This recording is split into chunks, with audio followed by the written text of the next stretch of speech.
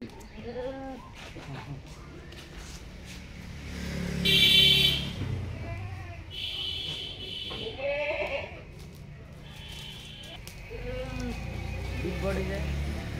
বছর বয়স, প্রথম এক দাঁত ভাঙছে,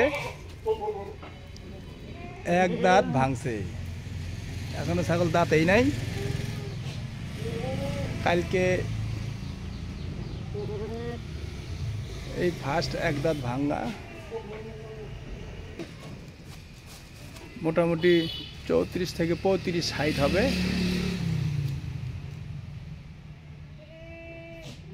হাই ব্র্যান্ডের পাঠার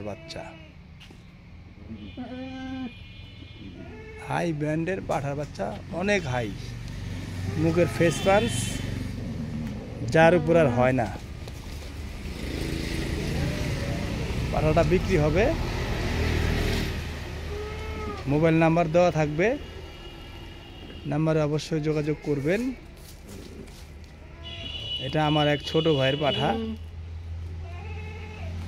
আবু তাহের নাম।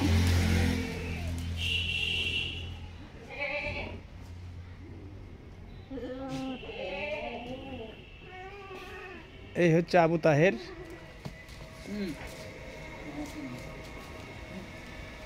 আবু তাহের ভিডিওর সামনে আসবেন, হ্যাঁ, ছোট মানুষ তো লজ্জা পায়।